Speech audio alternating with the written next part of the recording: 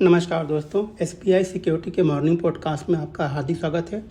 आइए देख लेते हैं कि कल के सेशन में क्या हुआ और आज जैसे कौन कौन सी इवेंट हैं, कौन कौन सी कंपनियां हैं जो फोकस में रहेंगी। तो दोस्तों, पिछले सप्ताह के सेल ऑफ के बाद में हमने कल हमारे बाज़ार को रिकवर होते हुए देखा और फ्रंटलाइन इंडेक्स या बॉर्डर मार्केट सभी में एक स्ट्रांग रिकवरी देखने को मिली। जहाँ पे सेंसेक्स की बात है तो ये 560 पॉइंट ऊपर चढ़ करके 73,649 के आसपास बंद हुआ है, जबकि निफ्टी में बढ़त करीब 190 पॉइंट की रही और ये 22,336 के आसपास बंद हुआ है। ब्रॉडर मार्केट ने फ्रंटलाइन इंडेक्स को आउट परफॉर्म किया है, जहाँ पे मिड कैप इंडेक्स करीब 0.8% ऊपर बंद हुआ, वहीं पे स्मॉल कैप इंडेक्स लगभग 1.25% ऊपर बंद हुआ है। बात करते हैं गेनर्स लूजर्स की, तो यहाँ पे जो टॉप गेनर्स रहे हैं निफ्टी में Tata consumer, BPCL, Eicher motor, Bajaj finance, axis bank और विप्रो। और गिरने में जो शेयर्स हैं वो NTPC, HDFC bank, JSW steel, IndusInd bank, Bajaj auto.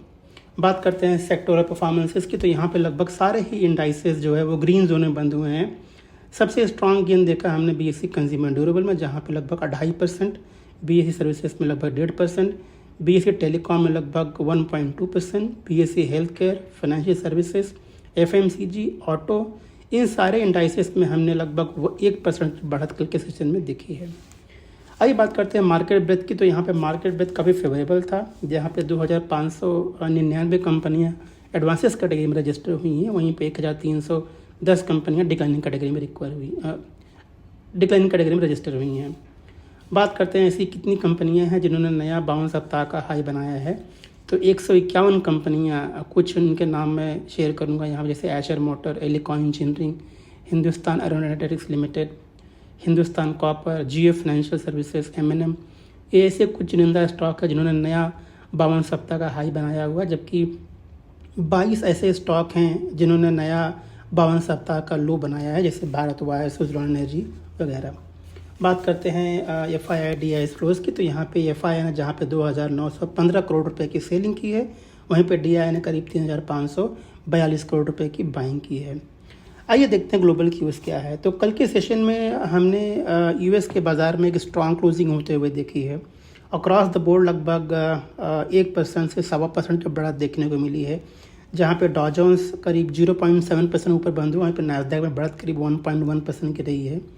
तो दोस्तों, ग्लोबल क्यूज सपोर्टिव है। इस सप्ताह में बड़े टेक्नोलॉजिकल जो टेक्नोलॉजी कंपनी है यूएस में, जैसे गूगल है, टेस्ला है, माइक्रोसॉफ्ट है, इन कंपनियों के रिजल्ट्स आने वाले हैं और आज से ही शुरू हो जाएंगे। तो एक बिजी वीक है यूएस बाज़ार के लिए और ये ग्लोबल मार्केट को अफेक्ट करने का जो है ताकत रखता है। तो इन सभी पे जो है मार्केट की फोकस रहने वाली है। आज के लिए एशियन मार्केट भी थोड़ा सपोर्टिव लग रहा है, तो उम्मीद करते हैं कि हम एक ग्रीन शुरुआत देख सकते हैं। आइए बात करते हैं कुछ कंपनियां जिन्होंने अपने रिजल्ट डिक्लेयर किए हैं चौथे तिमाही के। तो पहले बात करते हैं रिलायंस। यहाँ पर नंबर काफ़ी बढ़िया है। रेवेन्यू में जो है अच्छा खासा ग्रोथ देखने को मिला है। 2.37 लाख करोड़ रुपीस का रेवेन्यू है करंट क्वार्टर का, और ये अनुमान से बेहतर है। नेट प्रॉफिट भी कंपनी ने करीब 21,243 करोड़ रुपए का रजिस्टर किया हुआ है। मार्जिन हालांकि क्वार्टर ऑन क्वार्टर फ्लैट है, लेकिन ये नंबर जो है मार्केट की उम्मीद से बेहतर है। उम्मीद करते हैं कि कंपनी जो है आगे चल करके अच्छा परफॉर्म करेगी और आज के सेशन के साथ हम एक पॉजिटिव रिएक्शन देख सकते हैं। उसके अलावा जो रिलायंस जियो है या रिलायंस रिटेल है, वहाँ भी हमने परफॉर्मेंस अच्छे देखे हैं। मार्जिन में अगर मैं बात करूँ तो रिलायंस रिटेल में मार्जिन में इंप्रूवमेंट देखने को मिला है YoY, जहाँ पे उनके बेटा में करीब 18% ग्रोथ देखने को मिला है। वहीं पे उनके प्रॉफिट में करीब 12% की बढ़त देखने को मिली है। रेवेन्यू में लगभग 10% की बढ़त देखने को मिली है।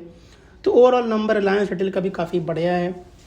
और रिलायंस जियो की बात करूँ तो यहाँ पे रेवेन्यू में ग्रोथ लगभग 2.3% का है Q1Q, एबिटा में बढ़त लगभग 2.5% का है, मार्जिन में बढ़त करीब 9 बेसिस पॉइंट की है और नेट प्रॉफिट में बढ़त करीब 2.5% की रही है। तो ओवरऑल नंबर जो है बढ़िया है।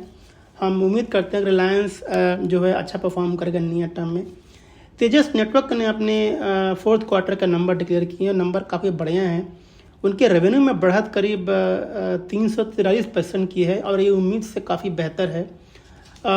कंपनी ने जो एबिटा है वो 306 करोड़ रुपए का डिक्लेयर किया हुआ, जो कि उम्मीद से लगभग 5 गुना ज़्यादा है। उसके अलावा मार्जिन में भी काफ़ी इम्प्रूवमेंट देखने को मिला है और कंपनी लॉस से प्रॉफिट में आई है। तो ये नंबर बहुत बेहतरीन है इस कंपनी के लिए। उम्मीद करते हैं कि आज ये कंपनी जो है अच्छा परफॉर्म करेगी, एक पॉजिटिव रिएक्शन देखने को मिल सकता है तेजस नेटवर्क के अंदर। रैलिस इंडिया में यहाँ पे कंपनी ने अपने 4th क्वार्टर के रिजल्ट डिक्लेयर किए हैं। उनके रेवेन्यू में लगभग 16.5% का बढ़त देखने को मिला है और लॉसेस जो है वो कंपनी ने अपने कम किए हैं। जहाँ पे पिछले साल में जो है लॉस करीब 69 करोड़ रुपए का था, अब ये लॉस घट करके 21 करोड़ का रह गया है और इबेटा में भी अच्छा खासा इंप्रूवमेंट है। तो उम्मीद करते हैं कि ये कंपनी आज पॉजिटिव रिएक्ट कर सकती है। फिर बात करते हैं महिंद्रा लॉजिस्टिक की, तो यहाँ पे कंपनी के रेवेन्यू में बढ़त करीब 14% की देखने की मिली है पिछले एक साल में। हालांकि इबेटा जो है वो 11% डाउन है और कंपनी ने इस क्वार्टर में जो है वो लॉस जो है बनाया हुआ है करीब 13 करोड़ रुपए का और पिछले साल के लॉस से जो है इस साल का लॉस थोड़ा ज़्यादा बढ़ कर के आया है। तो ये मिक्स सेट ऑफ नंबर है। हमें लगता है कि एक न्यूट्रल टू नेगेटिव रिएक्शन देखने को मिल सकता है महिंद्रा लॉजिस्टिक्स के अंदर। बात करते हैं हैट्सन एग्रो की, यहाँ पे कंपनी ने अपने नंबर डिक्लेयर किए हैं और नंबर काफ़ी बढ़िया हैं।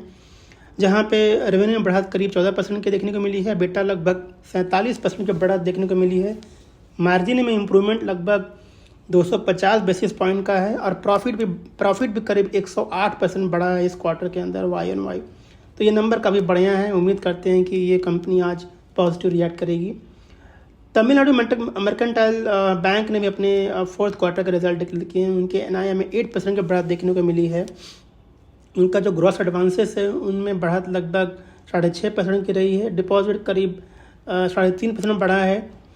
बात करते हैं इसके एसेट क्वालिटी की, तो ग्रॉस NPA जो है इम्प्रूव हुआ है कंपनी का। तो ओवरऑल जो है ये न्यूट्रल टू पॉजिटिव परफॉर्मेंस है कंपनी के लिए।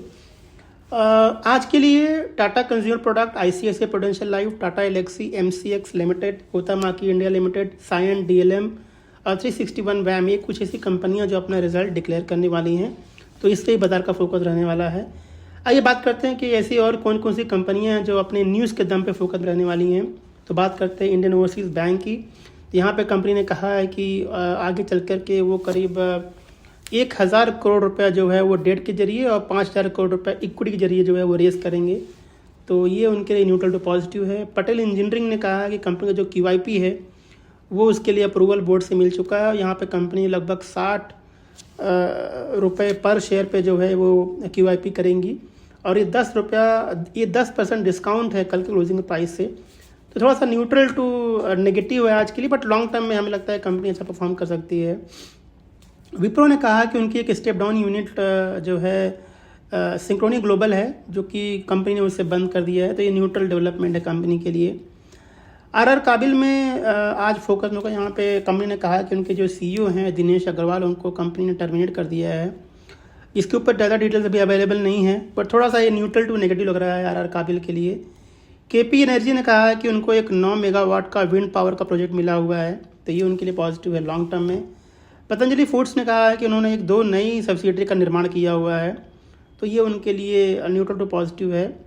HP इलेक्ट्रिक ने कहा है कि कंपनी ने 2 नए फ़ैन जो है वो लॉन्च किए हैं, पंखे यानी HPL फैंस, सार कंट्री और मिडल ईस्ट के लिए उन्होंने लॉन्च किया हुआ, तो ये उनके लिए शॉर्ट टू मीडियम टर्म में न्यूट्रल टू पॉजिटिव रहेगा। बात करते हैं IPO ऑफरिंग्स के, तो JNK इंडिया, इसका IPO जो है खुलने वाला है आज के लिए। 395 से 415 का प्राइस बैंड है और कंपनी यहाँ पे करीब 650 करोड़ रुपये और रेज करने वाली है। तो हम आज प्राइमरी मार्केट में कुछ एक्शन दे सकते हैं। बात करते हैं बैक डील की, तो यहाँ पे इंद्रप्रस्थ मेडिकल कॉरपोरेशन में क्वांट स्मॉल कैप ने कुछ शेयर्स खरीदे हुए हैं ओपन मार्केट से। रामा स्टील ट्यूब में बंसल शशि ने, जो इंडिविजुअल इन्वेस्टर है, वहाँ पे करीब 80 लाख शेयर्स बेचे हैं। बात करते हैं कॉर्पोरेट एक्सचेंज की, तो यहाँ पे IIFL फाइनेंस और का आज जो है राइट के लिए एक्स डेट है। उसके अलावा एस्टर DM का आज डिविडेंड का एक्स डेट है। आप सब जानते हैं कि कंपनी एस्टर DM में करीब 118 रुपये डिविडेंड पर शेयर का जो है एक डिविडेंड आ रहा है, स्पेशल डिविडेंड। तो हमें लगता है कि जितना डिविडेंड का अमाउंट होगा पर शेयर का, शायद उतना हम करेक्शन दे सकते हैं स्टॉक प्राइस के अंदर। और अनूप इंजीनियरिंग में आज बोनस के लिए जो है एक्स डेट है। तो ये ऐसी कुछ कंपनियां दोस्तों जो आज फोकस में रहेंगी। तो ये था हमारा आज का मॉर्निंग पॉडकास्ट। हमें सुनने के लिए बहुत बहुत धन्यवाद और आज के सेशन की ढेर सारी शुभकामनाएं। Thank you. Investment in securities market are subject to market risks. Read all the related documents carefully before investing.